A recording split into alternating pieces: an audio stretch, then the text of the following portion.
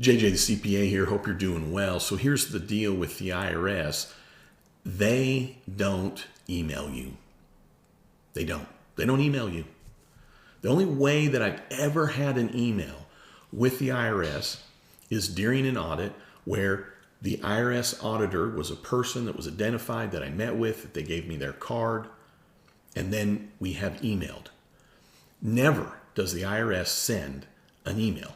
Never does the IRS go, hey, we need you to verify this information. Never does the IRS email and say, we need you to log in right here. Never does the IRS say, we're going to close your account unless you do this. Never does the IRS email you. Now, I'm going to tell you this.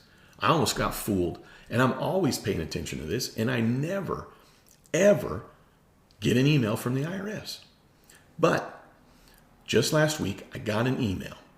And when I looked at it, it very much looked like it was from the IRS. And in the body of the email, it said you need to log into your online account and update this information, or your EFIN will be canceled. So I'm looking at this and I'm like, what? How would we don't have to do this? There's no login. I know we already got our PTIN, our EFIN, that's the electronic filing identification number for a preparer that's e-filing on behalf of others. I know it's in good standing. It always has been. We've had it forever. This can't be real. So I'm looking at it. I'm like, well, I better be sure. That's how convincing this email was. But here's the first thing I want you to know. I didn't click on any links. Do not click on any links on your computer. But here's what I actually did. I forwarded it to a Google email that I have, a Gmail. So this came to my CPA email. Very well may come to you, and you're not a CPA or an EA or a tax pro, but this came to my CPA email. So I forwarded it to myself on a Gmail, and then I checked it on my iPhone. It seems as though iPhones are unable to then be hacked. I'm sure someone's going to tell me how it can be, but the bottom line is I brought it to that. But here's what I did. I still never clicked on anything, but I opened the email on my phone, and what I noticed is when I just pressed on the link, not to link to it, but to see what the link is, right? So I could press on it and I can see what the link is going to be, where it's going to take me.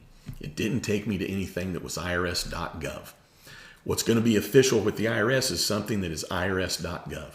Now, the email looked as though it was from irs.gov, but you have to remember, it's very easy for someone to disguise what the email is coming from.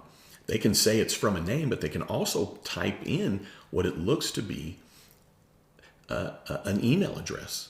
But they just put in, here's where it's from. Now, on that email, they actually even had links to the IRS, actual links to the IRS, and actual links to U.S. Treasury, kind of down at the bottom that kind of really didn't take you anywhere. They also had a picture that looks just like it's the IRS website, meaning the letterhead, they had the right logo and all that stuff. So anyways, I knew that this couldn't be real, but I did want to double check it. I'm just human. Think, well, it's the IRS. I certainly don't want to ruin my tax season. What the heck? But nonetheless, once I investigated it, very easily was able to see. So the reason I was just telling you what I did is that might be a way. You know, it's at risk. You know, do this at your own risk. But do not click on the links with these emails. Don't do it. Don't panic.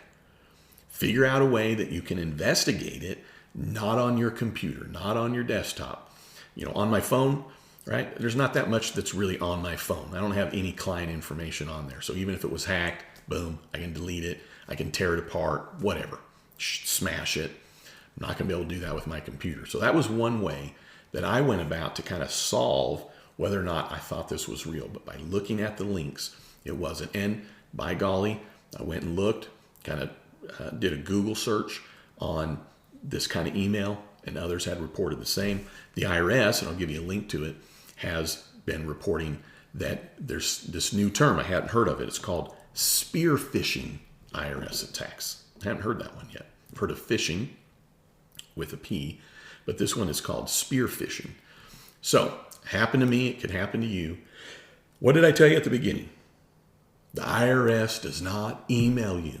They don't email you. And if you get an email and you think it's real, don't click on a link. Really investigate. Who's that email actually from? And if there is a link and you just can't help yourself and you want to see what the link is, then put it on a device, maybe your iPhone, and where I can just press on it to see the link without actually going to the link. I was able to see clearly this is not taking me anywhere that is the IRS. And then guess what? If you're really just convinced it's real, then call the IRS. If you're a tax pro, you can call the practitioner line. If you are going to call the IRS, call them the second that they open, and maybe you'll get through. Right now, there are very few IRS agents answering the phones compared to how many calls there are coming in. Meaning, there's plenty of IRS agents. They're doing their best. They're answering the phone. But I'm saying there is an overwhelming number of calls coming in compared to the number of employees at the IRS that are available to take those calls. But nonetheless, if you're convinced, then you can call and they can then verify if there's an issue. You could also go and set up an online account, which I'll give you a link to a video on how to do that. And you could go online and see, is there an issue there? The IRS sends letters, okay? They don't send emails. They certainly don't call you. They're not threatening. They don't call and threaten you. That's the first indicator it's not real. So be on the alert. All right, hey, thanks for tuning in. I'd love it if you'd subscribe. And then don't you ever forget, you've never met a CPA quite like me. Have a great one.